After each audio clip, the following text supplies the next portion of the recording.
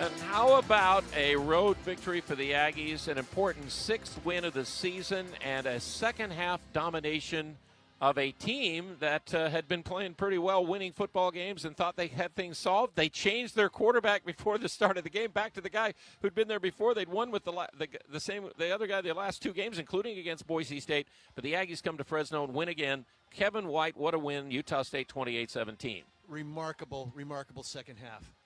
I mean, the Aggies in the first half just didn't seem like they could get anything done. And in fact, in the first half, when you look at the total yardage, it was only 159 for Utah State. But in the second half, they go for 238 and give up only 72. Playing complementary football, both sides. That defense really set the tone in the second and the third quarter. They got the 3 and out in only 54 seconds. The Aggies then went on a long 15-play, 8.5-minute drive to cut this to a 3-point game. And then they just you could just feel that everything drive took it all out of Fresno State. And Utah State started to dominate the line of scrimmage at that point. The much-maligned Utah State offensive line, even down Jake Eichhorn, even down Junior Sia, they kept moving that line of scrimmage downfield. In fact, you've got the Aggies in that second half rushed for 167 yards. Well, stat machine hasn't caught up. It hadn't caught up yet. So it was much more than that. So as soon as we get the final stats, we'll bring those to you. But the Aggies are able to get a 21-0 shutout in the second half, and they win their first road game of the season and get bowl eligible after taking such a tough loss a week ago in Las Vegas. The resilience of the staff and of these kids showed itself here in the second half tonight. Well, I'm sure that the staff will all give it to the guys because, let's face it, I mean, they were at a spot where they'd given their all, they thought, against Vegas and should have won and didn't win and all those things. I think the guys themselves had to kind of take it and really roll. I mean, I'm sure they were motivated and all these things by what the coaches staff said and what they got ready. But the coaches all said they practiced better than they practiced in any other week this year. And that's amazing after what happened to them in Las Vegas. I need to mention our postgame is brought to you by Farm Bureau agent Bruce Jones. Contact Farm Bureau agent Bruce Jones, 435-752-3233. It's your future. Let's protect it. 28-17. The Aggies have a bowl eligibility in their future. Let's hope there's enough spots. There usually is. And the Aggies will get Boise State next week. But again, Kevin, let's continue on in this one because I just felt like, I mean, look how many times Bronson Olival came back up with great big plays.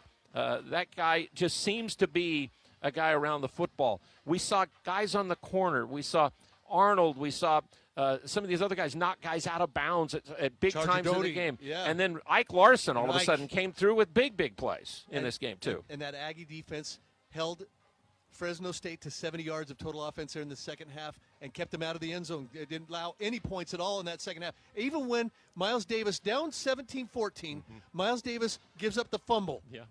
And just 3 plays later, Bronson Olival, who we're going to talk to in the postgame. Okay. We'll talk to Bryson and Bronson. Boy, you're exactly right. Made several plays, including that interception, that then led the Aggies on another 13-play, 80-yard drive down the field to take that 21-17 lead. They added another one later in the fourth quarter, and the Aggies walk out of here with a 28-17 win. What a job by this Utah State football team. We're at the top of the hour. We need to pause for station identification, and this is Aggie football from Learfield. Covering Aggie football like no one else does. News Talk KVNU Logan, 102 FM and 610 AM. The home for USU Aggie fans. Hey, and you know, if you want more college football after the game, tune into College Football Blitz. It's free on the Varsity Network app. Think of it as college football's version of the NFL Red Zone, nonstop action every Saturday.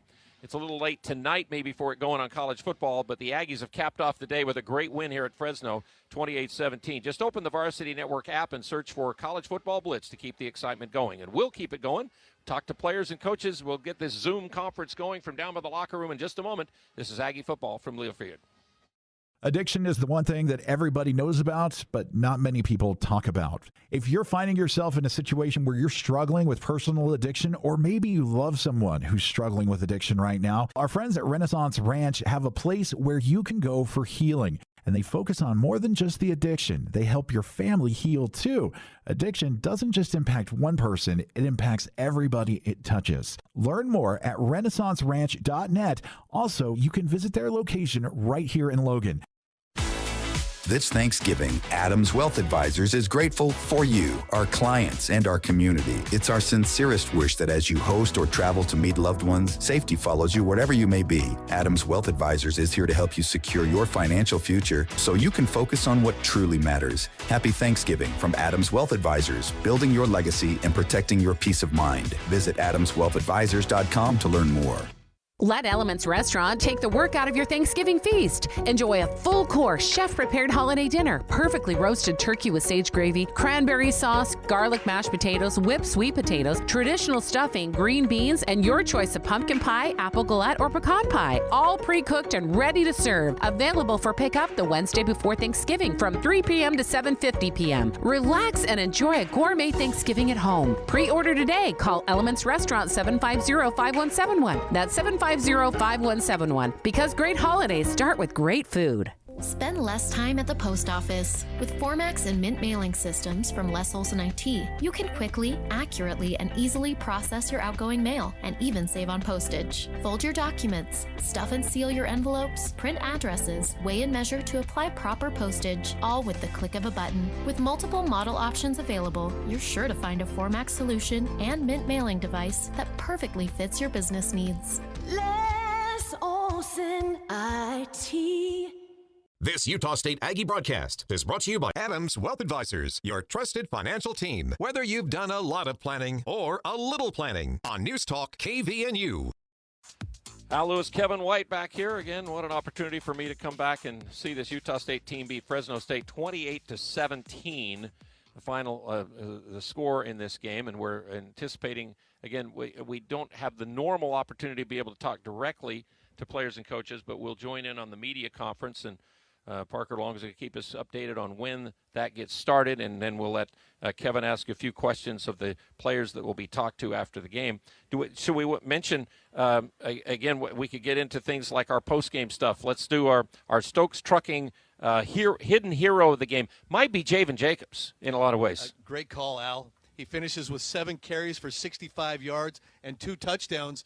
I think all 7 of those carries were in the second half. Most of those in the fourth quarter. He got the 19-yard touchdown run on the drive that put Utah State in the lead at 21-17. And then the very next possession, 32 yards down the left-hand sideline into the end zone. And that he got behind that Aggie offensive line that just dominated the second half. You just have to give that's a confidence-building half for this Utah State offense and that offensive line that started to lean on the Fresno State defensive front and were able to really, really push their way to a 21-0 second half score.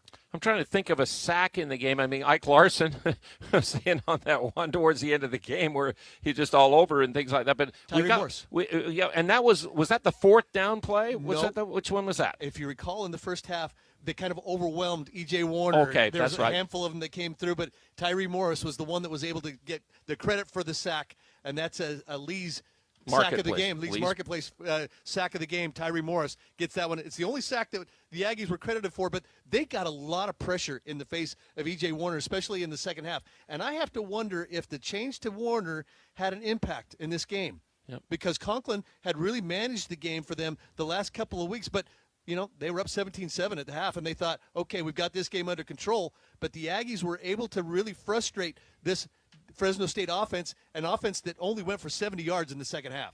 Yeah, they haven't updated all the stats still, I see, even though the final score is 28-17. But I think the Aggies had more than 400 yards in this game of offense. But the time of possession, you wouldn't have thought that Utah State would come to Fresno and win the time of possession probably at the end of the night by about 8, maybe 9 minutes or something like that. It's still all sort of out of sorts here on the stat machine. It shows Utah State was at 32-20.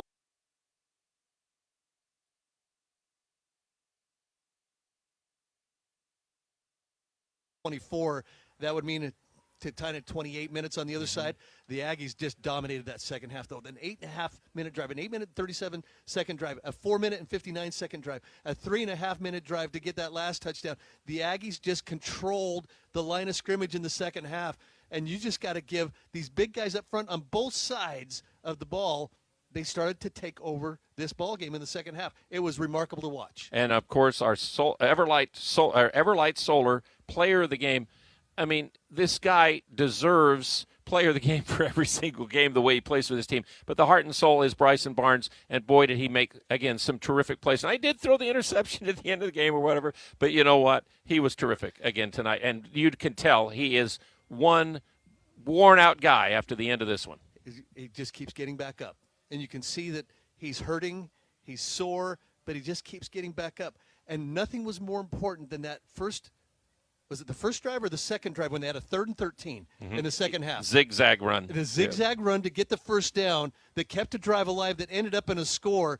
I mean, that's just symbolic of the way that this young man leads and plays, and he just continues to impress week after week. I got to believe that it's going to come down between he and Calandri at UNLV for the quarterback first team in the conference. Mm-hmm. But I got to believe that the heart and soul that he shows week in and week out will have this coaching staff of everybody that he competes against voting for Bryson Barnes as the first team quarterback in the Mountain West Conference this year. That zigzag run was on the scoring drive that gave the Aggies the lead eventually. It was the second scoring drive. 21-17. And that ended in that 19-yard touchdown run from Javen Jacobs. Yeah. But that is just symbolic. And then he finishes the game. He gets the little run out to the right-hand side, takes the slide, and then he gets to kneel down for the last couple of plays. And he should have just laid down and taken a nap. And he's going to lay down on the airplane and flying home today. Oh, nice, they better give him a whole row to lay out there for sure tonight, because what a year. This is his 5th rushing touchdown, 100-yard running game that he's had as a quarterback at Utah State, 3rd this year, and I don't think in a season anybody's ever had that before. So we're on the postgame here. The Farm Bureau postgame report is Utah State has won a road game and got bowl eligible, and they beat Fresno State 28-17 after trailing 17-7 at the half. What a performance by the Aggie football team, and it was brought to you tonight by Bruce Jones, the Farm Bureau agent. Bruce Jones, 435-752-3233. As they say at Farm Bureau, get a hold of him Monday because it's your future, and let's protect it. Also want to mention our sponsorship tonight of Metal Mart, everybody's metal store. Whether you're a do-it-yourselfer, a contractor, or a big corporation, visit Palmer's Metal Mart store in Logan or in Lehigh, or go online to metalmark.biz. So, tell you what, that was fun. Isn't that fun? I couldn't have asked for a better one to come back and do to go out on a victory. I still remember the 1,000th game I ever covered for Utah State. We lost to Weber State at home in basketball. So I'm glad I've got a good memory of this last time I got the chance to come back to Aggies. And again, I know Scott misses the opportunity to put his excitement into this one. He'll do it to basketball tomorrow afternoon. Kevin, you can just tell he's got excitement for this Aggie football team, has gotten really into it and all. And again, the growth of this team from all new guys at the start of the year, lots of new names. The 2 best players on Fresno's defense were guys who played for the Aggies last year, and the Aggies come here to the Valley on Ag Day and beat the Aggies, are the winners on Ag Day in Fresno. And Senior Day and all the momentum that Fresno State was starting to build with a couple of wins and consecutive wins coming into this game, including a 30-7 win at Boise, including the 24-3 win against Wyoming a week ago. Came in with all sorts of momentum. But this is a team in Utah State that everybody thought after last week, cash it in. You know, you can't win that game where you outplayed UNLV, but you ended up with a loss. But give this coaching staff credit. They got these kids ready to play, and these kids came with the right attitude, and we thought at halftime, wow, this doesn't look good. But something happened at halftime, and we're going to ask Coach Bronco Mendenhall what was said at the locker room that got this thing moving in the right direction, because immediately the Aggie defense gets a 3-and-out. And immediately, well, it wasn't immediate. It was an 8.5-minute drive. So it was not immediate. But the Aggies went down and started to win the line of scrimmage. And you could just see it play out the rest of the way as Utah State gets the 28-17 win. Coach Mendenhall is on the Zoom. Yes, Kevin White gets a chance to talk to him, everything. So, Kevin, go ahead and talk to the coach about this one. Coach, got to say, what a job. Amazing, amazing second half. What were some of the adjustments or things you talked about in the locker room to get your guys going there in the second half? Well, I attribute the adjustments to Coach McGivern and Coach Howell. Schematically, the message overall was just execute their way back into the game one play at a time. A couple of miscues on our part, offensively and defensively, led to the difference in the game. And we believed if we would play more consistently, we could carve our way back in, which is exactly what happened. But I don't think I've ever seen a tougher football player, a more resilient young man than our quarterback. he, in my opinion, just took over the game. I mean, run after run and first down after first down and delivering the football. And I mean, just a remarkable leader he is. And I just, it's absolutely my pleasure to be his coach. I mean, the defense played consistent the whole second half, and Bryson Barnes and the offense then just methodically just play after play after play ended up taking over the game.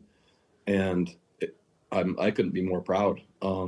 Trailing at halftime on the road against a really good team, and then to carve our way back, to pull ahead and then seal the game.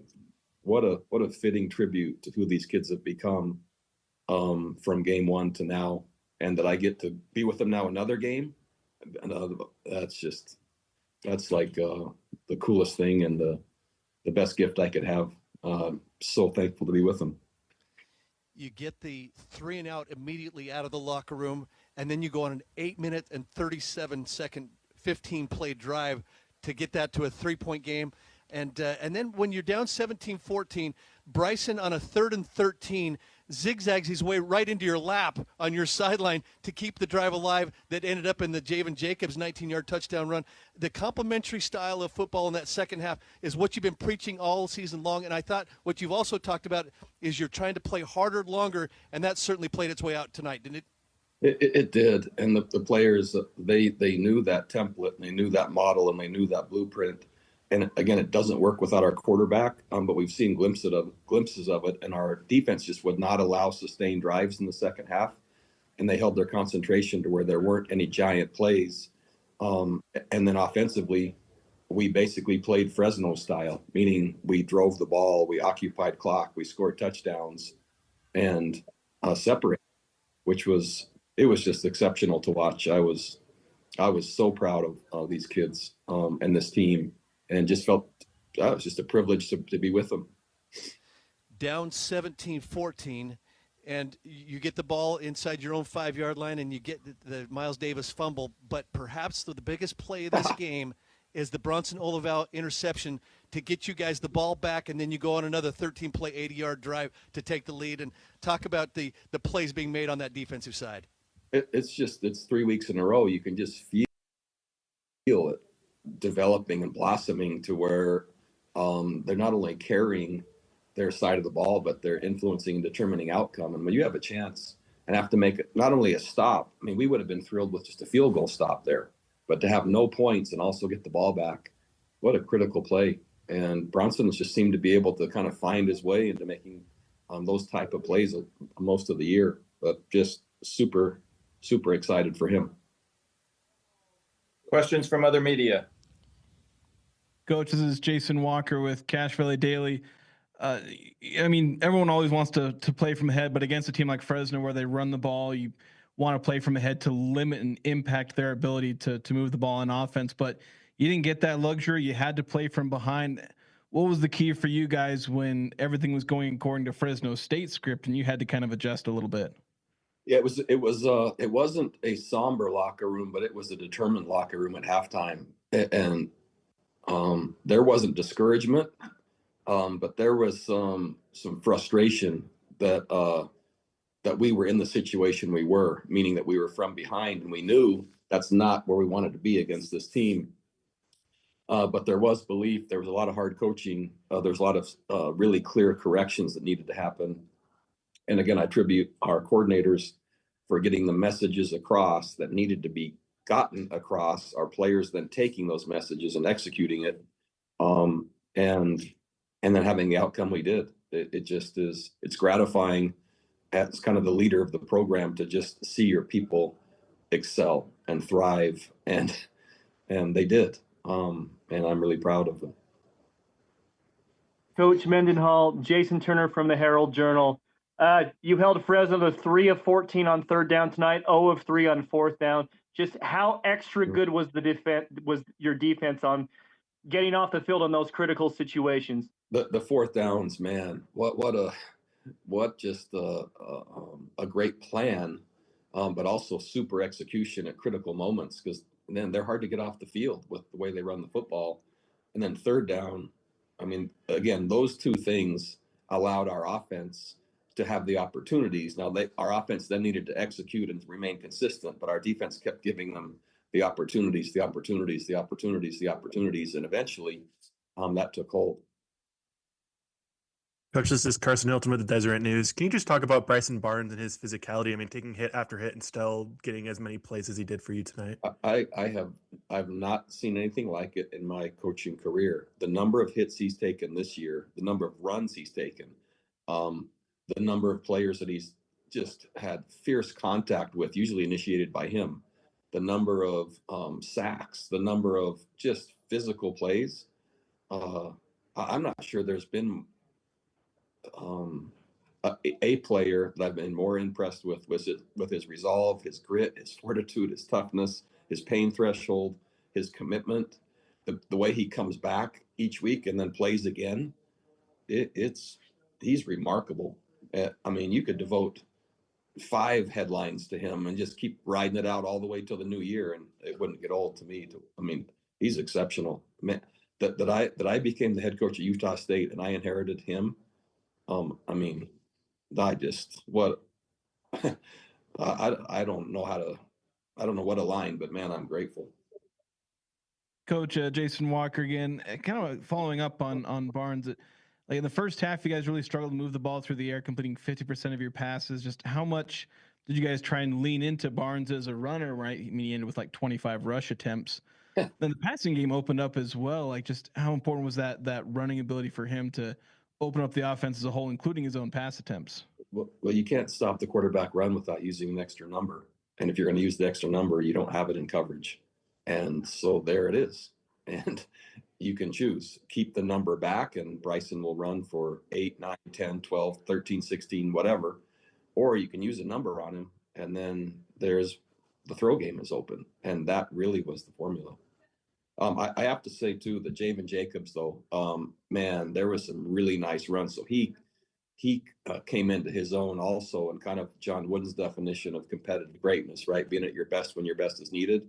Javen Jacobs was also kind of a glue component to that and those drives in the second half at the end. And so he has to be part of that. Besides Bryson, focus on him, focus on the run game. Oh, wait, you're going to give it to the running back. There he goes. And so Javen, that trio is really what happened. Coach Mark Reno with the Utah Statesman. Kind of similar line of questioning, but a lot of the Mountain West, Player of the Year awards are team-based and take into consideration a lot of the records and things. But if you were to weigh in on the Offensive Player of the Year between Bryson Barnes and some of the other top quarterbacks, just what would you say about that? It's Bryson Barnes every day, all day, every vote. Unfortunately, Mountain West honors aren't like that. And it's not a perfect process. It's probably one of the most flawed and imperfect processes that exists. But I mean, I've never seen anything like it. And it's just so what he's doing for this team, just simply by commitment, is setting the foundation of this program for a long, long time. Chris, this is Chris Hilton. Sorry. Go ahead, Jason. Okay, thanks, man. Yeah, I just wanted to ask you, how poised has Anthony Garcia been on so many of these trick plays this year? He had 2 really big ones today. Yeah, so Coach McGivern is a master in terms of deception and tricks, and just seems like every time AG gets the ball, he throws a touchdown or catches a touchdown or runs a reverse for a touchdown. And it's not like when the opponent sees him out there, they don't know something's coming, and yet the something works, and it keeps working.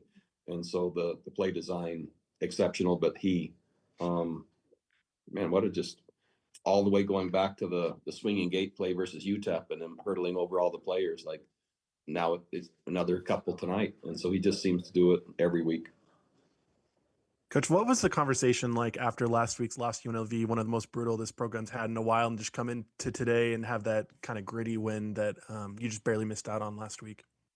Yeah, it was just realistic because we believed that we outplayed UNLV in so many areas. We actually gained momentum because of the loss. It stung, and it won't ever go away. I mean, there's a scar in there somewhere in all of us for that.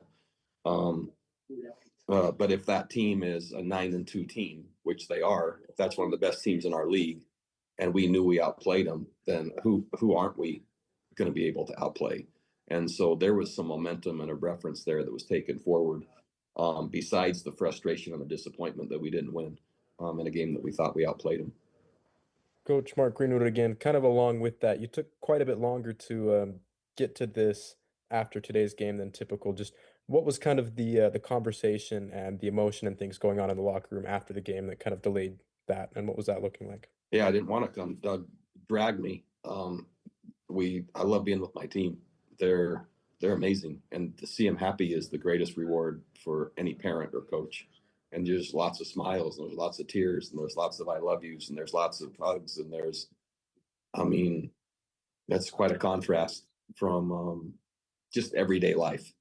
And yeah, when you have a chance to be in that environment and soak it up with people you care about and love, no offense to you guys, but I wish I was still in there. One final question for Coach Mendenhall.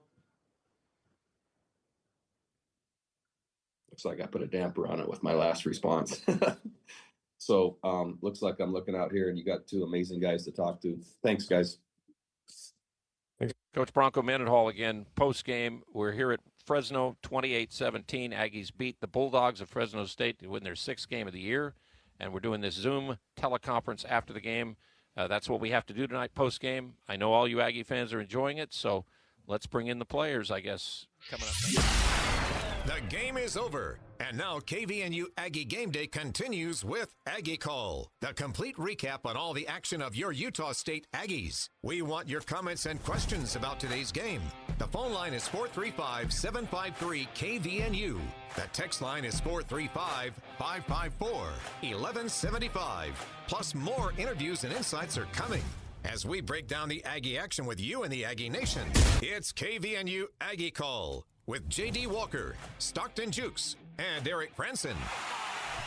It is a beautiful blue Sunday morning here in Cache Valley. Ladies and gentlemen, the Aggies handle business in the state of Fresno, picking up their first road win of the season, 28-17. Aggie Call is live here in Cache Valley, 435-753-5868. That's 753-KVNU. And the text line open right now, too, 435-554-1175. Guys, all right, hold on a second. This really happened, right? We got a road win. We're bowl eligible in Coach Mendenhall's first year with this program, something that he wasn't able to do at the last 2 stops in his first year. But now first year, the Aggies guaranteed not to have a losing season. Got to handle business and could win against Boise State. It's a 7-5 season. Tyler Larson, I'm going to start out with you, my friend. We came in, I asked you to grade one unit. We're not going to talk about them for a little bit because the further we get in the morning, you're grading on a little bit more of a happy curve now. I'll cool off a little bit. Yeah. But what did you see tonight from our Aggies that got them the first win on the road? I saw a stout defense who didn't flinch at all. And then I saw a warrior of a quarterback who he carried that offense. It was so much fun to watch him. Hated seeing him get hit so many times, but gosh, that guy just put the whole entire team on his back. And that seems to be, you heard Coach Mendenhall, Eric, got really tongue-tied talking about the toughness of Bryson Barnes. And, Coach Mendenhall's not a guy that gets kind of tongue-tied with that stuff, but you could tell the excitement that he has coaching a player like that. You have to believe that when Bryson has the ball in his hands, magic can happen because just out of sheer will. Oh, yeah, he absolutely put the team on his back. First half, and even stretches of the second half, that guy was just getting knocked around silly. Play after play after play, getting hit. Even if he got a pass off, he was still getting hit. But in the second half, he was undeterred. He put the team on his back, scrambled a lot more, opened things up, and just kept getting up off the turf. I mean, what a gamer. Stockton, I'm going to have to go look for some old political memorabilia that says "Be like Ike" because we saw it today, man. Ike Larson out there showing out. Oh, yeah. I used to pray for times like this, man. This is awesome. What a game and what a second half, especially from that defense. They have been lights out the last couple weeks, and no points allowed in the second half by that Fresno State team after a pretty tough second quarter showing from them. Ike leading the way with those 8 tackles at the end of the game, all 8 of them solo, including that huge TFL on the 4th down stop early in the game, and then the pass breakup on the 4th down stop later in the game. He had his hands all over that game defensively. He stalked. There was a play E.J. Warner was rolling out, and they were just trying to get the tight end or the back out in the flat. And, if you're eager and you're going hunting as a defensive back, you see that quarterback just kind of sitting there. I watched Ike just kind of stalk and know, hey, wait a minute, I got this guy here, and he followed. And that made EJ throw across his body, and Bronson, caught the tip ball. We're seeing a lot. Saw your interview, Eric, with Ike, and he's smiling up there. You can definitely see that smile and some of that swagger return to Ike Larson on the field tonight. Oh, yeah, he had a great game. He had a great game last week, too, and he's just building on that, stacking good plays and really helping that Utah State secondary because they're a little bit down. I mean, it was nice to see Brevin Hamblin out there tonight, but he got hurt last week. Titan Saxton got hurt last week. I mean, they've got some guys in that secondary who are hurting, but it's great to see Ike playing with passion and making big plays for Utah State. Man, they needed that tonight. The defense in that second half, the defense totally took away what Fresno State was good at. Like Fresno State in the first half was able to make big run plays, gash Utah State, get on the edges. They didn't do that in the second half. That defense really changed things up and just made it really, really difficult for Fresno to move the ball at all. And part of that, Fresno took themselves out of it with some just changing their game plan, which was unnecessary. But Utah State defensive front and even some of those guys coming up and making big hits out of that secondary, huge for Utah State in the second half to secure that win. I'm a long-term Seahawks fan. Coach Mike Holmgren, 3rd and long, draw play. That's what Fresno ran on that long 3rd and long, and it just everybody was kind of dumbfounded on why they would do that. One other stat that jumps out, and Stockton just mentioned Ike's pass tip, but how about Avenger? Some big plays. He had that pass breakup on 3rd down that he was just able to kind of slip in there like a thief. But this defense doing it out there, 2 sacks. Of course, Bronson picking up one of those and Morris with the other one. Flipping to the other side of the ball. Looking at, the efficiency for the offense moving through, kind of a little chunky to struggle. But, Eric, when they came out in the second half, they were methodical and on a mission. The offense put together long drives. And I love how Coach Mendenhall said we went to a Fresno style. Like, we out-Fresno'd Fresno. Like, because they are famous for long, methodical drives that slowly chew up clock and chew up field, and then they score, and they take away possessions and opportunities for the other team. And this is what we're talking about, stats that jump out to us. In the first half, Utah State was 1 of 8 on 3rd downs. In the second half, they were 7 of 8 on 3rd downs. Far more efficient at driving down the field and converting and sustaining, and give Bryson Barnes a huge amount of credit for that. But Javen Jacobs had a great game. Miles Davis had great moments. Pagan, even though he got hurt, he had some amazing plays and catches. But that offense was methodical, and give a lot of credit to McGivern and the play calling in that second half that allowed Utah State to sustain these long drives. And Tyler, I wanted to ask you about this too, because the offensive line really struggled in the first half, but they seemed to be a little bit more effective in the second half. What did you see there? What were they doing anything different, or was it because of the play design? I think it was the play design. If you were to watch the game again, you saw that they were running the ball a lot more in the second half, which kind of – so I tip my hat to Fresno and their D coordinator. They were blitzing. They were loading the box, throwing games. It was tough for the offensive line to stay on the same page. But then in the second half, we started running the ball, so they couldn't do as much. So I think that's really what was the turning point for them. Looking at the offensive line stats, now I come in peace, Mr. Tyler Larson. That's right. It looks like if I'm dealing out the responsibility of the offensive line, responsible for 5 false starts, and the single holding that was accepted, that was for them too. So there's 6 total penalties on the offensive line, 5 false starts, and a holding, but able to kind of overcome that. It did extend to some of those 3rd and long things, but the offense able to overcome it. So just something that needs to clean up a little bit, but I'll check in with you a little bit, see if we can move from a D-. Maybe we get to C. Well, maybe to C, but yeah, I mean, you're just putting yourself in a hard spot. Once you get back, penalties, it's like, all right, they know they're going to throw the ball. They're going to start bringing crazy stuff at you, and it's just – you're making your job harder. I get that. I know that sometimes that happens. You're listening to Aggie Call here on KVNU. Going to the phones. Jeff, thank you for staying up with us so late. Your thoughts on the Aggies becoming bowl eligible tonight in Fresno? That's awesome. I thought we would do it last week, and unfortunately, but to come back and do that against Fresno is amazing.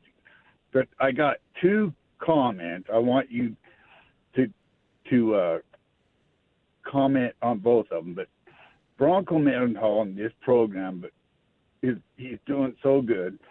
But Bryson Barnes, I mean, he's got to go down as Aggie legend. Unbelievable what he's done. Yeah, I think he's been not only phenomenal, but he's also been very well received by this community because of what he's done. So I don't think there's any debate there that he's probably we don't know what kind of career he's going to have going forward, but I'd say he's maybe a step or two under Jordan Love in terms of legendary status at Utah State. I would agree. And my second comment is it was so nice to hear Al Lewis on the call tonight again. He covered me in high school when I was at Bear River and at Utah State, and he's just a legend.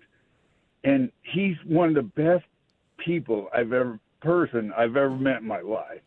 Then I got to know him more at the Logan Country Club and with Mike Parson, the whole thing. But he's an unreal person. Yeah, it was awesome hearing Al Lewis on a game call once again. That's his happy place. When when things in life may be weird or wonky or bad, Al Lewis always knew he had a game to call, and that was his happy place, and that would keep him grounded. And fun to hear him on a call again. That calling Aggie games, that is his passion. Everything else that he had to do for work was work. Yeah. But doing Aggie football, Aggie basketball, that was heaven for Al. And so I'm really glad that he got that opportunity to call a game again. Who knows? I mean, it'd be great if we hear him again. I don't know. We may not. But for this one night, it was great to hear him call a game and call a win. He's the good luck charm, man. If the Aggies are struggling on the road again, send Al. Yeah, Al is now the away game play-by-play guy. We'll just have to. He doesn't know it yet. We're just going to make it happen, and he'll go out there. But yeah, it was great. And also on the text line 9406. So fun to hear Al Lewis on the call tonight. Lots of nostalgia. Bryson Barnes is a warrior. Let's go bowling. Shout out to the guys for staying up late and giving us Aggie fans a place to celebrate. Thanks for all you do. It's a blast. It's been we're halfway through. Are we halfway through a triple header?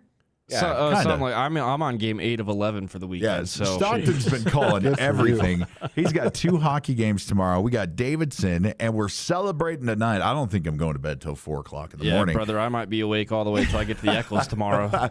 Going up next on the text line 5662, chiming in, Gutsy win. Bowl eligible, first win of the season. Barnes was an absolute beast to put his team on the back.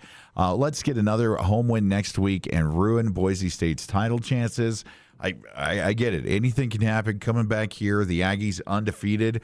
But just putting on and kind of jumping on Jeff's thing there a little bit, Eric. I know Jordan Love, amazing here. I know I've heard the stories and stuff. I look and I see Bryson Barnes' heart and the drive and the determination.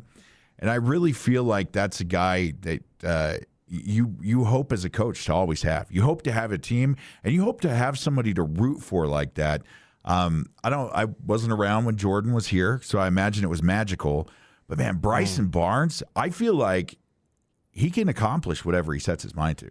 I wasn't around with Eric Hipple, or at least I wasn't paying attention. I was too young.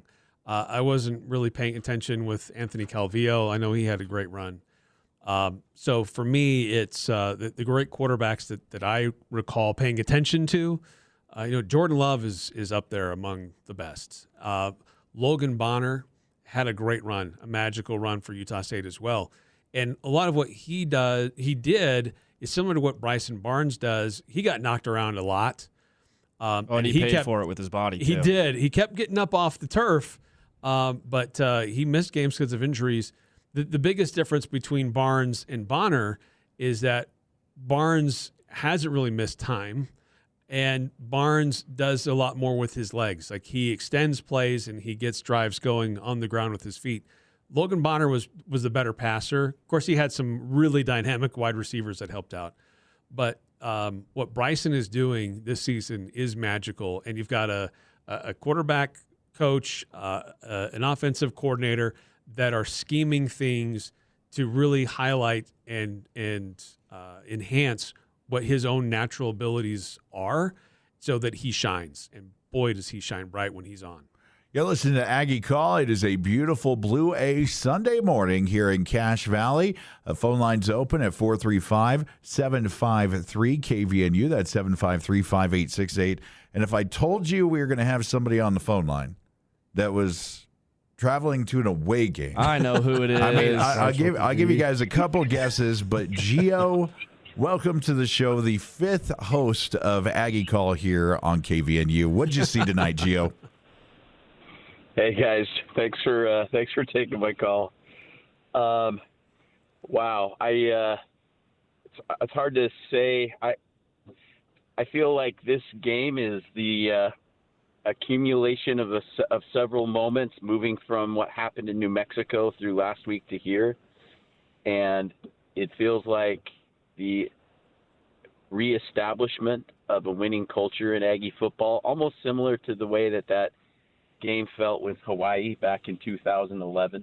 And I just wanted to get your thoughts on that and see, of course, Bryson Barnes is a very fundamental part of that culture, and I think Coach Mendenhall is the one who can keep it going, but just wanted to get your thoughts on that. Yeah, it's hard to know how this springboards into the future for Utah State, because next year, just the transfer culture that exists, it's hard to know what next year's roster will look like. But it is, you're right, there has been this sense that there's a turnaround happening. It's been a little bit slow, but it has been building. And I saw a lot of really positive things against UNLV. The offense outplayed UNLV and gave the team a chance to win. The defense outplayed UNLV and gave the team a chance to win. Special teams, yeah, okay, we know there was a letdown there, but we saw progress being made. But the question was, going into this week, was that just a one-off, or was that a sign of a trend that was happening? Because what they did against Nevada was special, but they had that emotional letdown against UNLV. Would that prove to be too much to overcome, or a catalyst to help propel them forward? And Bronco, after the game, talked about how the team knew they outplayed UNLV, and they knew that they could outplay anybody, and they would have a better chance to win more games. So, tonight they showed it, and super impressed with how that team rallied in the second half and how they won the second half. Super impressed with Utah State. Yeah, and going to that 2011 Hawaii game, for that team, that was a foundational culture change game. And like you said, with the transfer portal and all that, next year might be a little bit different. But this, I think, really will set a tone with how they can see they can beat anyone. So I think that should carry over into next season, I hope. Well, and I think it's got to help with recruiting, too. Bronco Absolutely. in his first year here, changing culture, trying to improve some things, got the team to bowl eligibility. And who knows, maybe they'll win even more. Who knows what the end record's going to look like for this team, but he's proven that he can come in and turn things around. There's been some bumps in the road over the process, but he still got them to a point where they will have an extra game at the end of the season. Well, coming into this year, too, it almost felt like, to me, the culture change was the biggest thing that needed to happen with a new coach, just given all the backstory of everything that was going on with the program for several years.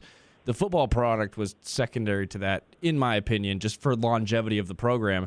We got improvements on both in big steps this year. So really just hard to be upset about anything. Even we had someone on the text line say, this makes that UNLV loss hurt a little bit more because we'd be playing for a chance at the championship next week. But even then, I think that there's still just tremendous pride in the program for me right now. Yeah, I want to go talk to myself 3 months ago and slap myself a little bit for my expectations. I mean, I honestly, I thought 5 wins was going to be the ceiling, and now we're sitting here at 6 with a chance for 7, possibly 8 with the bowl game. I think it's a huge success, and I asked the guys the question in the conference room, do you think the quarterback for next year is on this team? And there's some possibility, but also other players out there looking at what Coach Mendenhall's done and how he rides with his players. And, what Coach McGivern is doing. Yeah, and in this day and age where you get, kids benched and stuff and everything goes this way and coaches are in this win now with all the money that's in the stuff, kids are just looking for a chance and a coach that believes in them. If you're looking for that and you want a shot, man, Coach Mendenhall at Utah State, great opportunity for some of these student athletes to come check it out. Gio, are you in Fresno right now? Yes, I am actually. Okay, are the doors locked on the car and everything? You're safe, right? You know what? I have to admit, I feel safe right now. Okay. The game, I didn't feel real safe for a little bit till everybody left with 6 minutes to go. Well, hey, as far as I wanted to give a shout out to the guys in the trenches. Never in my wildest dreams did I expect to control the trenches on both sides of the ball. So shout out to the big boys. And just one more thought on the culture. Caleb Maryland is going to be a true freshman QB coming in next year. He's going to come in early, and he'll be here for spring ball. And he and any quarterback who's looking to play next year, they see what the standard is. And any player that wants to come and play for Utah State sees what the standard is based on what this team and what Bryson Barnes put out on the field tonight. And that's going to be a winning program. Go Aggies. Go Aggies. And Gio, Caleb Maryland, very impressive young man down there in Texas playing quarterback, future Aggie there. Gio, you be safe out there. Thanks for the call, Gio. Man, just appreciate Gio. We're going to go ahead and take a quick break here on KVNU. Aggie Call. We'll come back. We got more text to get through. We'll be here as long as you guys want to celebrate that Blue A on top of Old Main. Going to take a quick break, and then we'll have player interviews coming back here on KVNU. Old McDarrell has a farm and appliance farm with down-home country prices and big city selection. E-I-E-I-O. When you're looking for a friendly spot to drive a little and save a lot, hey, Old McDarrell has a farm and appliance farm. Darrell's Appliance. Low overhead, but lots of country charm. See Darrell's Appliance in beautiful downtown Benson. When the snow starts flying, be sure your tires are ready. At Express Tire, they work with all vehicles and all tire sizes with safety and comfort a priority. As a Point S Tire team member, you're backed by a nationwide warranty that includes roadside protection. No appointment needed. Just stop in and they'll get your tires winter ready. 3200 North Main. Express Tire. Tires for less. Express Auto, where tires and service come together. The patio is open, the chips are endless, drinks on tap. You know it's got to be Cafe Sabor, Cache Valley's best Mexican restaurant, gold winner in the Best of Northern Utah contest. Experience Locals Day every Thursday with a huge burrito, endless chips and soda, only $7.95. That's a complete lunch for just $7.95. Finding any lunch under $10 is nearly impossible. Every Thursday, drinks, chips, and massive burrito, just $7.95. The patio, the sun, the fun at Cafe Sabor in the historic train station on 6th Weston Center in Logan. Thank you for letting Cache Valley Ear, Nose, and Throat, the Allergy Clinic, and the Hearing Aid Center care for your family this year. Be sure to call us for an appointment before the end of the year to make the most of your cafeteria or flex funds. Located in Providence and North Logan, Cache Valley ENT also has offices in Box Elder, Rich, Bear Lake, and Franklin counties. The entire team at Cache Valley Ear, Nose, and Throat wish you and your family a healthy holiday season. Go to CacheValleyENT.com for details. Most insurance plans, including Select Health, are accepted. At Mountain Valley Heating and Air, they believe everyone deserves to feel the love. Their team is here to keep your home comfortable year-round with expert tune-ups and maintenance. From the first call to the final check, you'll have an entire team behind you, ready to serve every need. As the seasons change, don't wait. Schedule your tune-up today. Feel the love with Mountain Valley Heating and Air. That's MTNValleyHVAC.com.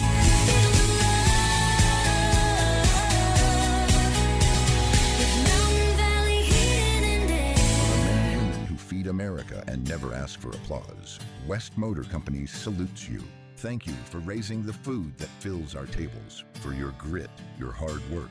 West Motor Company is proud to sell Ram and Ford trucks to help you do your job. So right now, farmers and ranchers can take an additional $500 off our lowest price. That's an extra $500 off every rebate, discount, and offer we can find. West Motor Company, 80 years strong and still driven to serve you.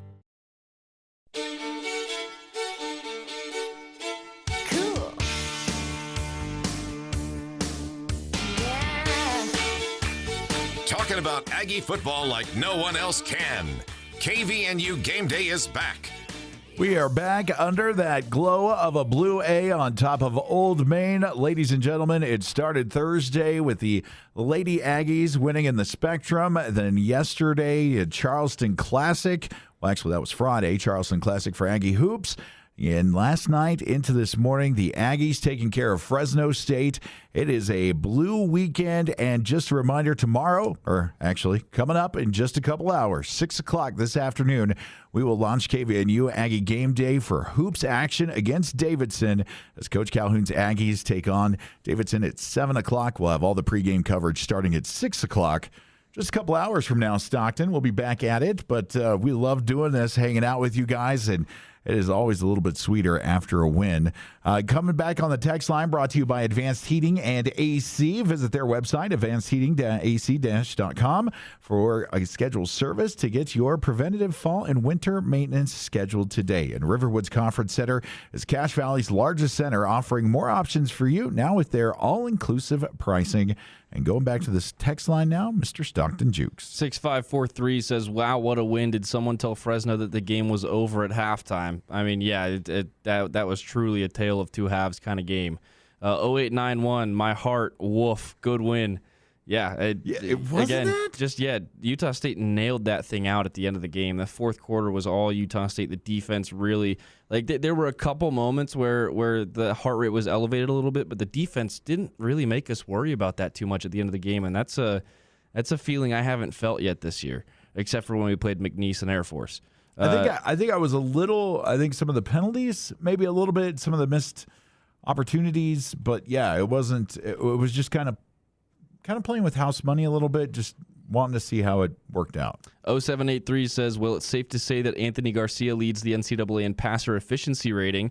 Too bad he has too few attempts to qualify. He reminds me a lot of Mohamed Sanu for the Falcons back when they were making a deep run. Mo Sanu, one of the best quarterbacks in the NFL with less than 10 pass attempts. Just touchdown after touchdown from that guy for 50-plus yards. And Anthony Garcia, a little even more versatile than Mo Sanu was. So really fun to see what he's doing. And then seeing Bryson as well get into the passing, rushing, catching category. Tackling, too. He got a big tackle. He did. Was fun. He did. Yeah, that's the second half of the text here from 0783. Most underrated Bryson Barnes action tonight.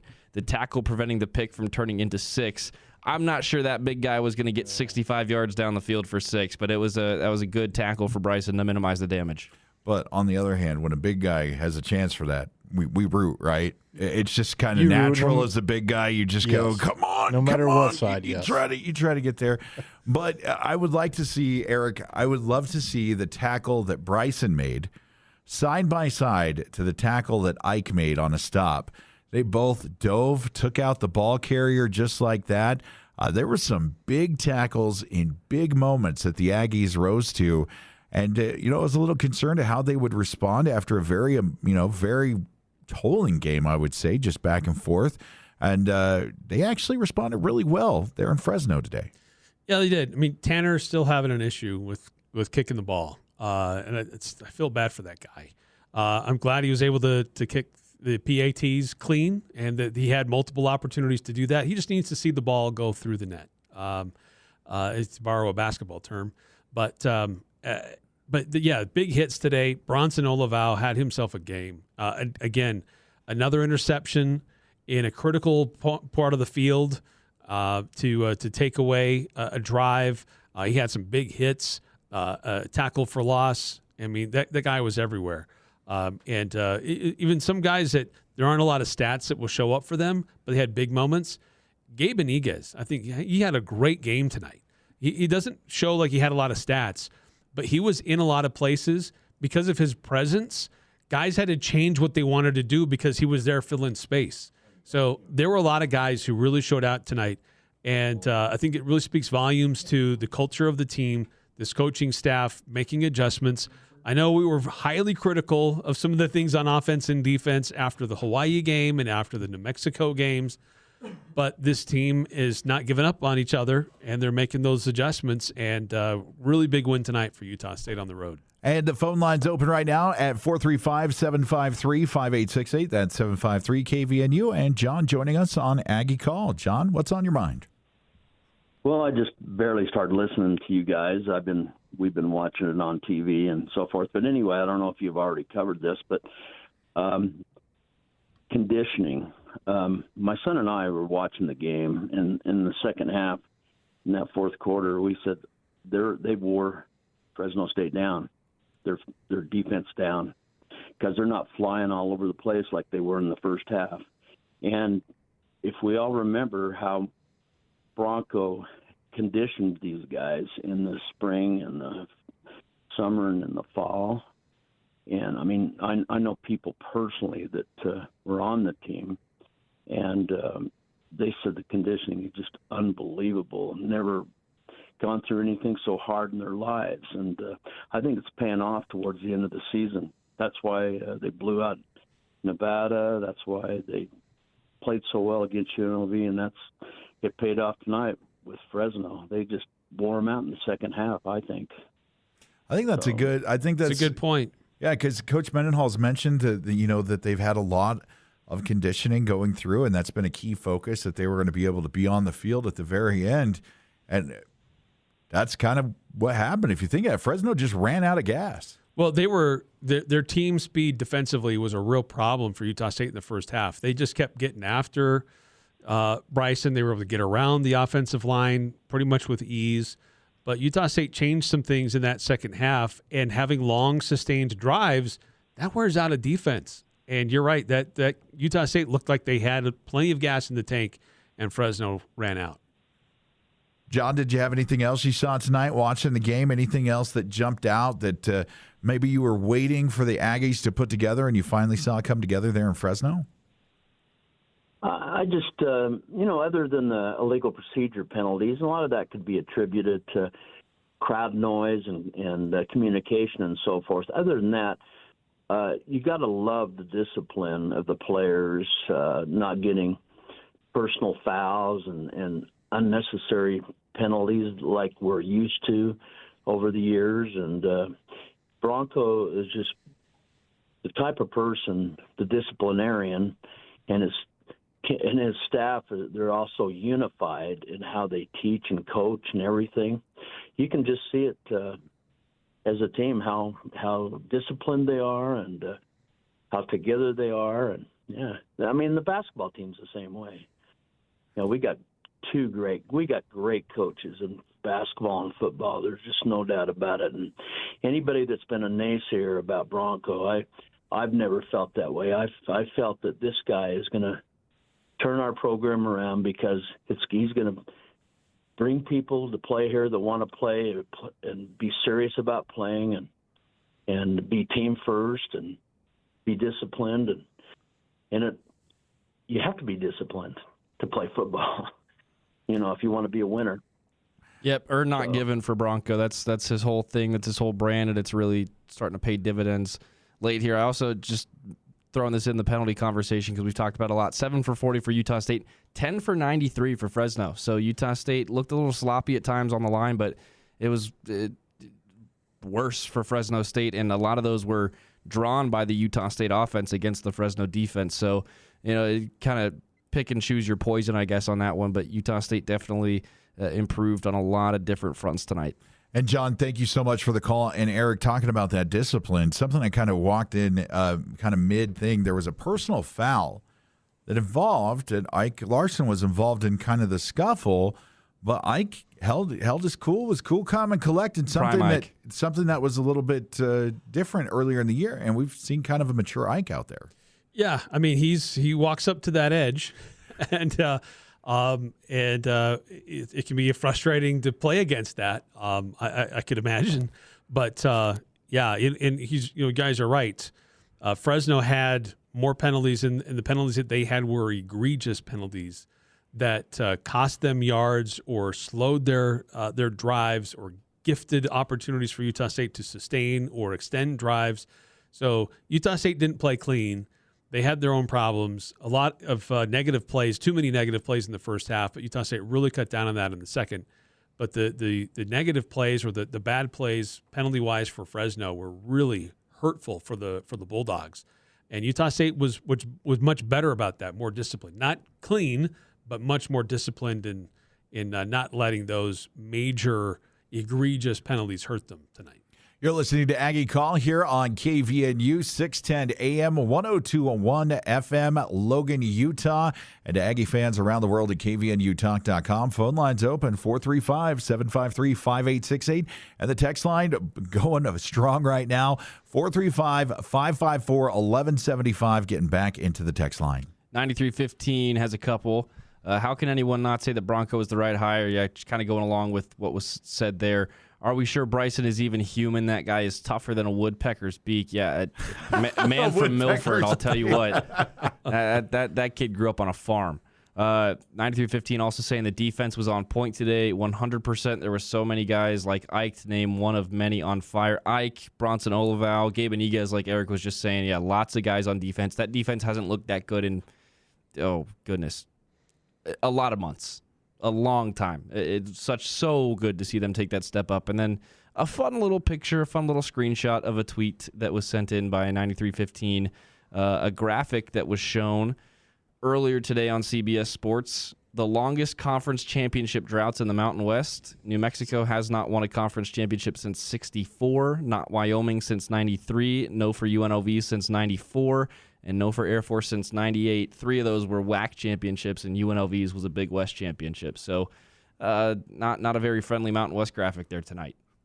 Up next on the text line, brought to you by My Mattress. A little love from My Mattress, and you'll be sleeping better every night. My Mattress by the South Walmart.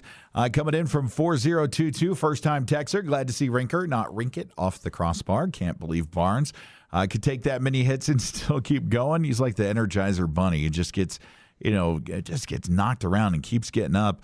Glad to see our first road win and bowl eligibility. Absolutely agree. And 4022, thank you for the first time text. 0428, great team win. Love to see the no-give-up attitude. Excited to see them next week against Boise State. Everyone needs to come and pack the stadium. Go Aggies. Yeah, I tell you what, the Nevada game, the Air Force game, the way they've played at home, they're the 9th-ranked FBS team when they're playing at home this season. If you're not going to be out there on Black Friday, if you're not able to, that's one thing. If you're able to, it's a holiday Friday at 2 p.m. kickoff, so the sun's going to be out. It's not going to be miserably cold. It's a rivalry game. Utah State is on the up. Boise State's a little shaky this year. If there was a time, it's now. So I would highly encourage y'all to join us in the stadium next week. We got 4177 chiming in. It's nice to see you texting back in and dropping this on us. Bryson Barnes plays more like touchdown Tony Adams back in the 70s. He's a real throwback QB to another time. I agree. Like when you see quarterbacks these days, they kind of avoid contact. I mean, even some running backs and stuff, you see them avoid contact to try to longevity. And, Bryson said it in several comments and post games. Probably need to be a little bit, smarter doing X, Y, and Z. But Eric, at some point, he's just a competitor. Like that's trying to ask him to push pause when he's going to tackle a 450-pound guy coming at him with the ball. Like, I just don't think you're going to get that guy to stop at all. He does kind of play like a throwback. Well, if you're watching on TV, at the end of the first half, Utah State gets down to an opportunity to put points on the board. Field goal is awry. It's not even close. Yeah. And the look on Bryson's face was just utter disgust and disappointment. And I think in that moment, the light turned on in his mind, like, I got to do this thing myself. Yep. I'm going to put the team on. I'm just going to go put the team on my back, and I'm just going to make stuff happen. I don't care how my body feels. Let's go get this thing. And that's how we played in the second half. Now, I don't know exactly that's how it all went down, but I wouldn't be surprised if, based on the look on his face and how that first half went, he was frustrated. And the way he played in the second half, he wasn't going to let the team lose. Yeah, it was weird. Every single hit in the first half, you can tell he was getting up really slow. And then in that second half, it was like each hit just gave him more and more energy to keep going. It was the funnest thing to see. It was almost like I'm going to take it to a superhero movie. In like Black Panther, where he gets hit, he just takes all the energy and it just charges him up. Man, I tell you, maybe he is a superhero there, because that was a harrowing performance out there. And I honestly believe, Eric, you're right. I believe he willed that to win. Coming up next, it looks like we got 0366. Can you grab that one? Oh, we have one before that. 88-24 has a couple. Logan Bonner's the best comparison for Barnes. Both played with all heart. Bonner did it with his arm. Barnes does it with his legs. Neither as talented as Jordan Love or Chucky Keaton, but amazing Aggies nonetheless. Also had to say this game made the UNLV debacle hurt even more. We mentioned this text a little earlier. I feel like we just got to watch the UNLV game at this point, because we all know that we should have won that game. Didn't happen. Unfortunate. Rinkers got the yips. That's become clear. Utah State luckily didn't need to go to the field goal unit after that first half, but it's something they're going to need to address before Friday. Moving up 0366. Needless to say, Isaac Wilson definitely wants to come to Logan now. That's the transfer portal so much. He's a Ute right now, and like it's the never-ending cycle now of college sports, because we just became bowl eligible, and there's already two questions: who's going to be the QB next year, and Isaac Wilson and those mentions. But right now there might be targets, but we have no idea. I mean, I don't even think. And if Isaac Wilson wants to come here, that's fine. Doesn't mean that he's going to be the QB. Doesn't mean he's going to be the starter. But if he wants to come and give it a try, give it a try. And I don't even. I mean, the last quarterback who transferred from Utah worked out pretty good. Yeah, it did. Bryson worked out pretty good. I don't know if I necessarily feel the same about Isaac Wilson. Had a clean second half last year against Utah State, but that first half that he had against Utah State put the Aggies up 14-0 in the first quarter. Yeah. It was not a clean game. He had some shaky games for Utah last year. They did not look like a great football team last year. So, but that's all. It's all like, it's just like the college football preseason polls, and there's a lot that's going to happen in 6 weeks. Yeah, it's all different. And 0366. It's nice to see you text in. Yeah. Oh, Devin Dampierre to USU. I love the optimism. 0366. We don't have the NIL budget to pay for his T-shirt. But what I like about this, Eric, is so a year ago, almost a year to the day, on November 13th, 0366 texted in and said we should give all our football funding to the other teams because they actually win. And now we're talking about positivity in sports. So I love it, 0366. How a win changes everything. Up next, it looks like we've got 4150. Text in who's going to be the guy at QB next year. We've got some guys. Anthony Garcia probably maybe get a shot, but you don't know where he's going to be. Well, CJ Tiller's in the mix. Yep. You've got another year of development with the staff, see where he's at. Caleb Maryland's the recruit coming in. Yeah, interesting recruits in the pipeline. So it's way too early to know. Yeah, the portal hasn't even opened.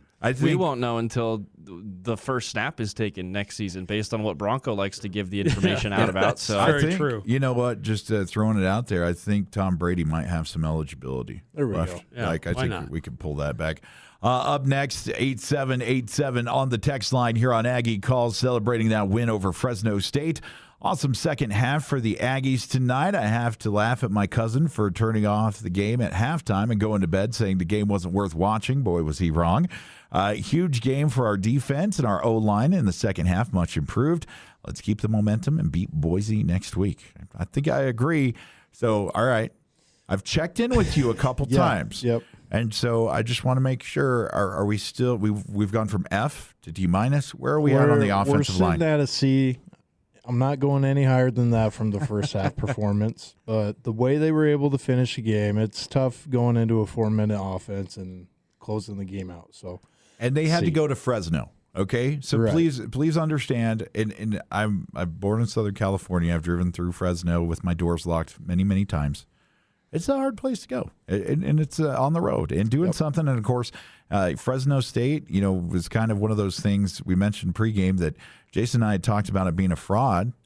Are they fraud watch for championship contenders? Still a really good team out there, but the Aggies getting their first win on the road. Next up on the text line, Stockton. Looking at 5452. No excuse for people not to show up for an afternoon game the day after Thanksgiving. Get to the stadium and show this team some love. Help them knock off the Donkeys. Tyler, I asked you about this last week because we were talking about must win this week for Utah State, but the emotions for the Boise State game.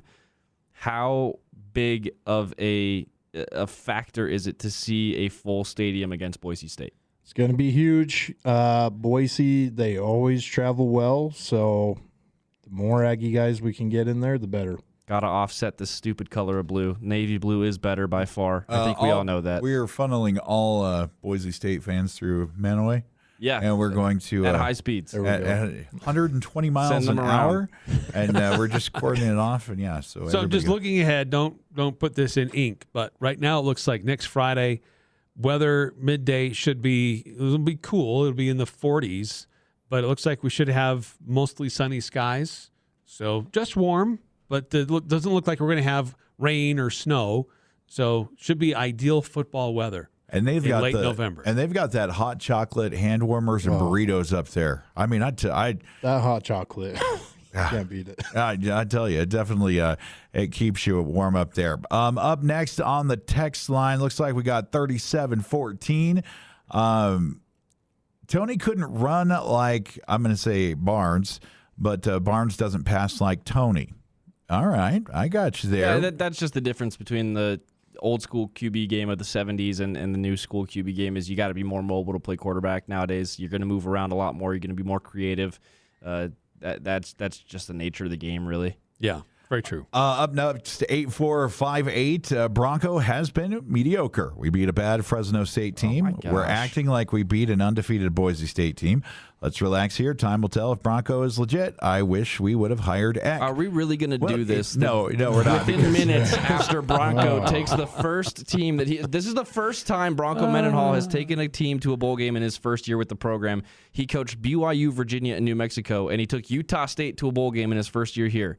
Are we really going to do this right now? He did take BYU to a bowl in his first year. Oh, he did? Okay. Yeah, I think it was just the last two that Virginia, New Mexico didn't go. Yeah, but, and Coach Eck's doing an amazing job down there in New Mexico, but I don't think Colorado State beat Fresno by 28. That's why but Fresno's also had several big wins throughout the season, taking out Boise, and they're still – we're in the Mountain West Championship picture when play started. So I get what you're saying. Coach Eck's Colorado State's also not going to a bowl. Yeah, but Coach Eck's doing a great job down there in New Mexico, but I don't think he's the chef that the Aggies needed in the kitchen cooking for the program. I think Coach Mendenhall is where it's at. If any, to be realistic, I thought 3-9, possibly 2-10, 5-7 being our ceiling.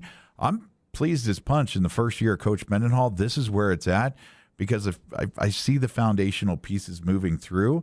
And in a day and age, Eric, where buyouts on coaches are real quick, like that.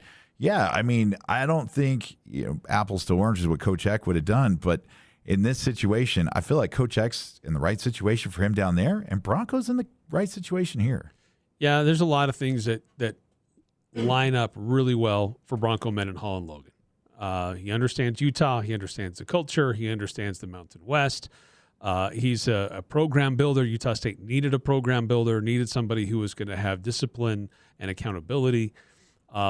Coach Jason Eck, he was a guy I was watching with a lot of interest last year. We knew Utah State had an opening and they needed to find somebody. Coach Eck was somebody I had an eye on. I had no idea that Bronco Mendenhall would be in the mix. So Eck was the guy I was kind of quietly rooting for, and almost expecting. Yeah, like he should be a front runner. But you know what? It didn't happen. And he's at New Mexico, and they're having success. Great for them. Eck could have come here, and maybe he would have had success here in Logan too. But he probably was only going to be here 2, maybe 3 years with the kind of track record that he has, and he'd move on. Bronco's probably going to be here for a lot longer than that, and Utah State will continue to reap the benefits of having Bronco Mendenhall as their head coach. Up next on the text line, and still to come here for Bryson Barnes and Aggie interviews before we get on out of here on Aggie Call. Text line open at 435-554-1175. And going back to the text line right now, we have a caller on here. Welcome to Aggie Call. Yes, thanks for taking my call. Tony Adams wasn't a running quarterback. In fact, this Bryson Barnes is probably the only one quarterback Utah State or any of the other schools in this state to compare him with would be that Taysom Hill. I did. BYU. I saw something on Twitter today that a lot of Utah State fans are hoping for a Taysom Hill-esque career out of Bryson Barnes. He certainly seems like the kind of guy that could pull off that career line. Well, Stockton, his nickname, Pocatello, was the Pocatello Powerhouse. He played up there in Idaho. Of course, people from Idaho are always good football players. I'm sure you're not biased at all. No, I'm not. No, and as far as I don't know who would not like Bronco Mendenhall. This is what we've needed. I'm an old bugger, you know that, Stockton. And you're still young and youthful. In all the years I've been here, I can't remember all the coaches' names that's come through here. The good ones are here a year and gone. Maybe some of them will last 2 or 3. But if Bronco Mendenhall's signed a 6-year contract and he said he wants to stay here and finish out his career, and the comments that were made about what his team thinks of him and the other coaches, it's great. Now, and somebody mentioned our basketball coach. That's a great guy. I hope we can keep him. It would be good. But I'll tell you what, this Bryson Barnes, if he isn't the player of the year in the Mountain West, something's the matter. That guy is, if he wasn't that good at quarterback, he could play linebacker, defense. He could play any position. I agree with you that he deserves it, but let's keep in mind who's voting for this award. They don't like us very much. So well, unfortunately, the standard usually is give the award to the best player on the best team, and that's usually unfortunate because usually there's a really good player on a team that didn't win as many games who is more deserving of that award. But often that's usually the mantra in the Mountain West. So it's probably going to go to the San Diego State quarterback. Maybe it'll go to UNLV's Colandria. But Bryson Barnes is the most deserving. I mean, what he did tonight.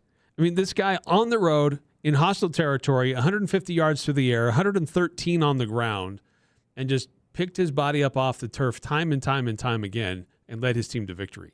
I mean, that's an amazing gamer right there for Utah State. We don't have 6 wins if Bryson Barnes isn't the starting gosh. quarterback. I think probably he's 1-9. I think he has really kind of taken the team on his shoulders and just moved forward. And that leadership multiple times has just kind of, on and off the field has been massive.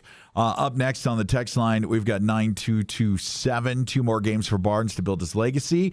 I can't wait to see him finish the season leading the team. Absolutely love the fact that he gets to come home and play a final home game here for Boise State, and then we'll find out where we are going bowling.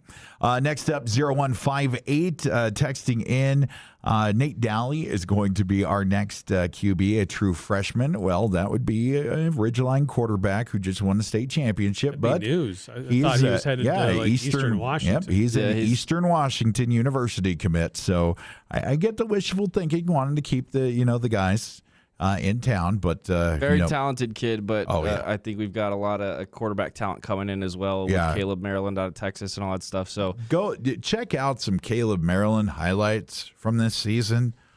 Oh, he's just so impressive, and that was someone I would keep an eye on. Though, Washington going forward. Well, I know that too, but I'm just saying, paying attention to the Aggie recruits and the commits that we have. It is very bright, and they are going after some football players out there. 0500, one of our last few texts getting in here, and we'll get these cleared, and then roll you some audio from Bryson Barnes and get you our final thoughts. 0500, Mendenhall might be one of the best coaches ever. You know, his players absolutely play for him. I hope he stays. And again, just to reiterate the culture point, man, right? Like, yeah, wins and losses might look a little different if Jason Eck comes to town instead of Bronco Mendenhall. But in terms of longevity and in terms of culture, Bronco is and remains the best hire for this program. And you know, dragging up this conversation about Bronco made sense last week.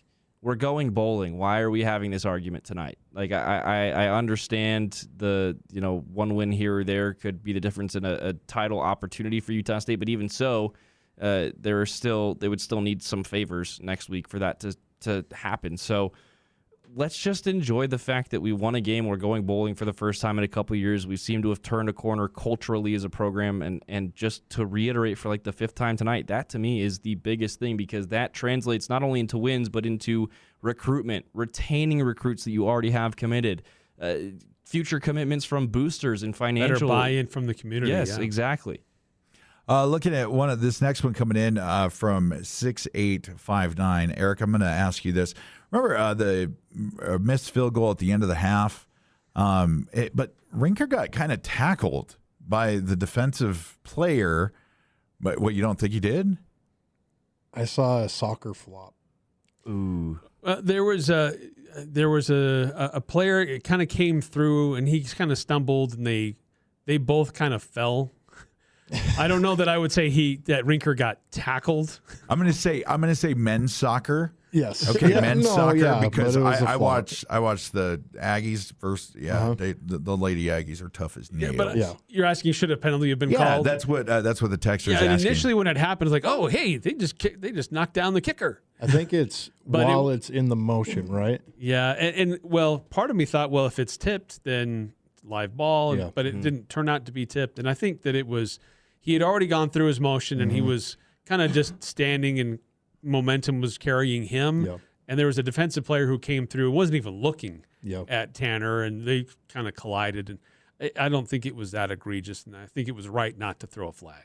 I wonder if the kick was so ugly they just said, "Let's get to the locker room. Let's go." I mean, let's all pretend like this didn't happen. Yeah. Next, I'm going to throw this one out here, and it's the last text. Eric, I'll let you handle this one. 4150. We need Blake Anderson back to get the boys running. You want to go ahead? We need Blake Anderson back to get the boys running. I'll let you know. I don't know to understand the context of the text, so I have nothing to say. I mean, maybe. I mean, but I think the guys would probably listen to Coach Mendenhall first. But we'll get to the text line. That's cleared it out right now. We got one more that just popped in from 8824. Said, brutal night for injuries. Did we just see the end of Pagan's season? Junior Sia went out too. Don't know. And we probably won't know until the availability report comes out in a couple days. But will we get it? Will Holmes went down as well. Yeah, Will Holmes went out as well. And Braden, when he went out, it looked like his knee got clipped when he got interfered with because he was trying to cut back to the ball, and he looked to be in decent pain when he went down. So on my drive not really in, sure, Al Lewis, and they were saying that he was in on the last the last drive he was back in. Don't worry, guys. I already reached out to Drake Allen. He's gonna handle all the football injuries. Yeah, the thing with Pagan was hopefully it's just a sprain. Yeah, just twisted it. Will Holmes, maybe it was a cramp. The way that they were working on him, don't know. Junior Sia also went down a little bit. So there's some guys that got banged up today. So they're going to need every healthy body available to take down Boise State, because it's been hard to beat the Broncos. In years when Utah State has been the superior team, they still can't beat Boise. With the game being Friday afternoon, 2:00, that means pregame starts at noon. Will we get the availability report on Wednesday, or with the Thanksgiving holiday? How does that work out? It would still be available Wednesday night. And so we may not really see it until Thursday morning. Teams have to have it submitted. Actually, since it's a Friday, they might need to have it submitted by Tuesday night, and we see it on Wednesday. So I think that's right. We'd see it on Wednesday morning. Well, you guys will be able to enjoy your turkey and stuffing and all the fixings. We'll handle all the availability reports and get it all the information to you. We're now at 126 here on KVNU. Aggie Call. The text line still open at 435-554-1175. Going to go ahead and take about 5.5 minutes here and play Bryson Barnes post-game comments. Thanks to Jason Walker from the Full Court Press for getting these for us. And here's Bryson Barnes on KVNU. With quarterback Bryson Barnes. Again, we'll let our radio flagship ask the first 3 questions, and then we'll turn it over to the media. I'm sorry, Doug, who do we have? Bryson Barnes. Oh, Bryson here first. Oh. First of all, you and I talked last night, and I think you had duct tape all over you and wrapped up all, and yet you keep going out and doing what you do, and you put your body on the line every single game, and another 23 carries, 113 yards tonight. Talk about, though, in that second half, it really felt like between your running and your offensive front, 17 first downs to 3 in the second half. It felt like you guys started to really take control of the line of scrimmage in that second half. Yeah, there's not really much more than what you said right there. But, yeah, big credit to the O-line. When you're able to win up front, you're able to run the ball effectively. It's really hard for teams to win the game. And so when we're able to put numbers up, running the ball up on the board, you can really just control a game that way. And I think that's what we did the second half. In that third quarter, you're down 17-14, and you guys got the interception from Bronson. It might have been in the fourth quarter, actually the fourth quarter. And you got a 3rd and 13 about your 25, 27-yard line, and you've got to make a little quarterback run out to your sideline to get a first down. Looked like you went in and out 2 or 3 different times. Talk about that play to get that first down. Yeah, so the play call, we actually kind of changed it midweek on just kind of preference or kind of situational, being able to get outside instead of more downhill. And so that was kind of the idea with the down and distance being what it was, getting more outside and trying to, stretch the field. And yeah, you kind of, like you said, there was a hole, kind of stepped up in it, bounced it back out, stepped up, bounced back out. And it just kind of, opened up. The O-line did a great job creating those gaps for me to get through and get outside to the perimeter. And yeah, that's one to remember for sure.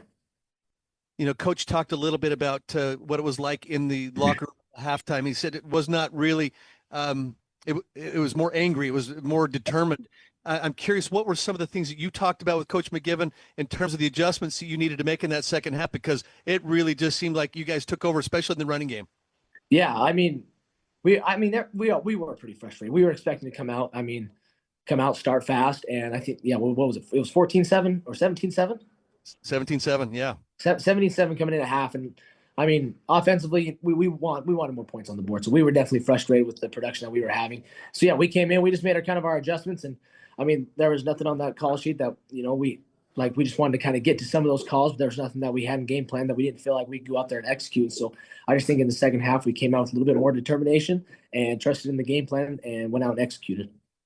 Questions from other media? Bryson, this is Jason Walker with Cache Valley Daily. I want to ask about kind of the almost emotional whiplash there. I think it was the late third or early fourth quarter. There's the fumble, then the interception where I think it was still Fresno State up 17-14. That could have been a disastrous moment for you guys, but turned into triumph in the end. Just what was that moment like for you guys where it went from almost disaster to, obviously, as I said, triumph? Yeah, I get what you're saying. Yeah, there's a lot of ups and downs. That's the game of football right there in a nutshell. Like, you're going to have your ups, you're going to have your downs, you're going to have your really highs, and then you're going to have some really lows. And so for us to hit a big low and then for our defense to create a big high for our team, it was great to come back, reset, and go get that drive done, because I do believe we scored within about 2 plays after we got that interception back. Bryson, Mark Green with the Utah Statesman. In the first half, you really struggled just having time to throw. It looked like, they were in your lap basically just soon dropped back. In the second half, looked like it switched to, making you a lot more mobile, both running the ball, but even just on passing downs, kind of moving outside the pocket and being more mobile that way. Kind of what went into that, and how did you see it open up the pass game? Yeah, we just kind of made our adjustments kind of coming in at halftime. What are we doing well? What are some things that we're not doing well? And, we were just able to make those adjustments. And, I'm excited to see the film. I'm encouraged to see kind because sometimes, it's never as bad as what you think it is. And so you kind of get done with the game. You're like, oh, well, we felt like we're slacking in this area. And then you go watch the film, and sometimes it's just one little step that's very easily corrected. And so I'm excited to be able to watch the film and just kind of see the places where we can get better for this last week. Bryson, Jason Turner from the Herald Journal. This game really came down to third downs and fourth downs. You were 8 of 16 on third downs. They were 3 of 14. You converted your fourth down. They were 0 of 3. How big were third and fourth down plays in this game on both sides of the ball? Yeah, third down has been obviously a big emphasis for us for the last month. I believe the first half of the season we were rough on third down, and then we've really kind of obviously made it a big emphasis in practice and throughout the week. And so for us to be able to, you said 8 of 16, I believe. Is that what we were? Yes. 50%. Yes. 50%, that's going to put you top 25 in the country on third down. And so, being able to stay on the field and sustain drives and keep their offense off the field, and, that goes both ways. And a lot of the times when you're able to win the third down battle, that often translates to win.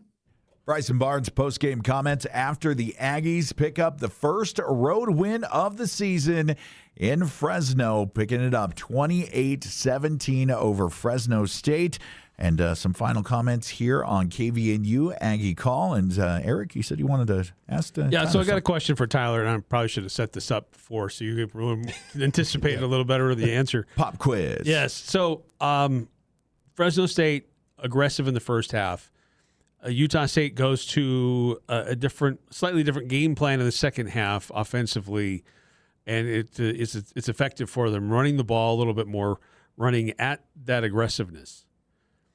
Your thoughts about how do you use a defensive approach where it's an aggressive attacking mentality towards you? How can you use that against them? And did Utah State do that in the second half? Yes, they absolutely did. If you notice, there were a lot more motions, so that would throw off how the defense would line up. Might bring out the blitzer. They have to call it off. It looked like they were starting to design a lot of their runs going into the pressure, so like inside zone, wide zone. And that's a lot easier for offensive linemen because they're literally running into where you need to go, and you can cover them up a lot. So, using their strength to our advantage, that's really what McGiven was doing. Yeah, it was interesting that you'd think that with a team that's bringing so much pressure, you think, there's a lot of extra bodies there. Mm-hmm. How can you be more effective running the ball when they have more guys there? But they were able to use that against them, and Bryson ran a lot of stuff just right off tackle, right into the meat of what they were doing, and it was really effective for them. Yeah, so like I was saying, as soon as they slide in or they go to their stunt, you can wall it off, and if you hit it the right way, that's how Bryson was getting those holes. Awesome. So cool to see the adjustments being made and actually seeing them work. And just the total flip in that second half. In the first half, they only converted 1 third down. In the second half, they only missed 1 third down. Just a total different change of events for Utah State and how they were able to attack Fresno State. And I think some final thoughts here. We've got Boise State coming up, 2:00 game time. That means we'll kick off pregame coverage at noon. And, not to toot my own horn, guys, but yesterday, or actually the day before, as we're now into Sunday morning here on KVNU, I said Mason would go for plus 20 as the Aggie men basketball was taking place on Friday. And then pregame, I said Bryson over 100 yards rushing. I'm going to retire on my predictions right now. Like that's the first time you We're not worthy. Yeah, check my score predictions throughout the year. You'll see where it's not. But kind of a fun night, guys. We were bowl eligible. I'm saying I didn't really see that coming this year. I was expecting next year to see kind of this movement, but a great kind of thing, with 2 games or 1 game left in the season and then a prospective bowl game coming up. We got to be pretty happy with where our Aggies are sitting right now. Utah State Aggie fans should be. Now, there's frustration that's occurred throughout the season, warranted frustration. But as the season began, we thought, man, Utah State better get to 6 wins before those last 3, or they're not going to get it. They just got it in the midst of those last 3. And in one of those they played well enough to get it. So this team is surpassing a lot of the expectations that were put on the team before the season began. Now, some of those expectations changed when they were at 3-1, but still, this is a team that's making good strides. We wondered about evolution of the team and improvements at certain stretches of the season, but when you look at how this team is playing over the last 3 games, there's a lot of excitement for where Utah State is as a team moving forward and some of the adjustments and improvements that are happening overall. Tyler, as we're coming down to the final game of the season, those 3 games we looked at, it was going to be the gauntlet. Very winnable game at UNLV, as we heard Coach Mendenhall and the guys talk about. Winning this one against Fresno. What's your confidence like? The Aggies, it's been a while since win over Boise State at home. So what's your confidence level right now for Friday? Honestly, my confidence is high. We got that 6th win, got that monkey off our back. I don't think they're going to go in as tight and stressed out, wanting to get that 6 to go bowling. So I just see the defense flying around. Offense is going to sharpen things up. We got Bryson Barnes. I think we're in a good spot to win this game. Stockton final game, home game coming up this Friday. Game day kicks off at noon here on KVNU for your Black Friday coverage and kickoff at 2 o'clock. How are you feeling about the last game? The Broncos coming to Merlin Olsen Field. The Aggies a chance to put an exclamation point on the regular season and end the regular season with a winning record. I think it's hard to be anything other than hopeful.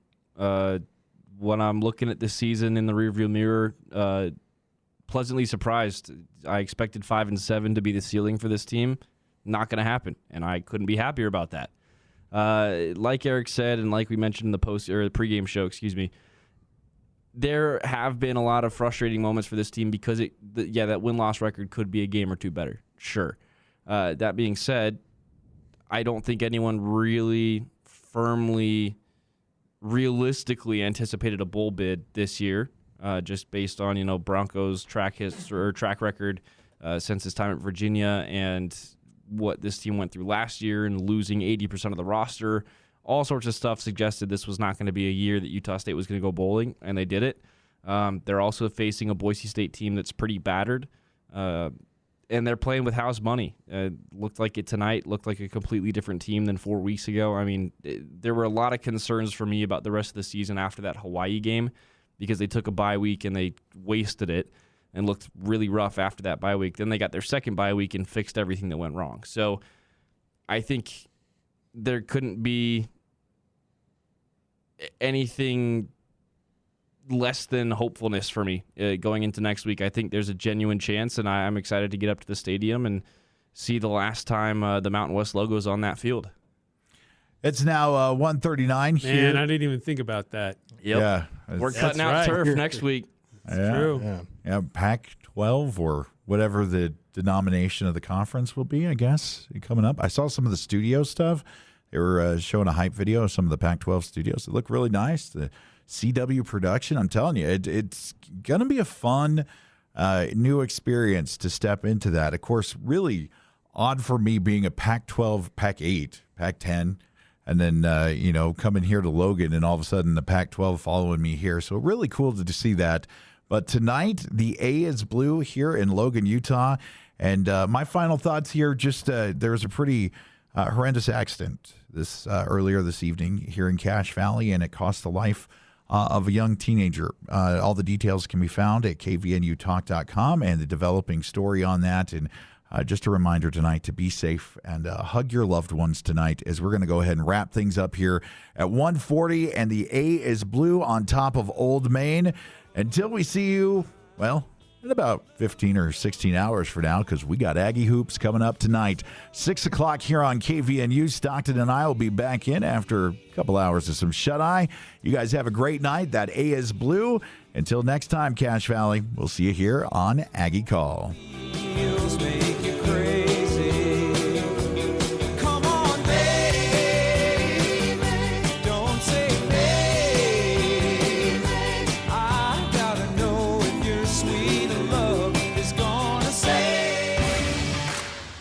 Utah State State broadcast has been a presentation of News Talk KVNU and the Cache Valley Media Group, the heritage home for the Aggies.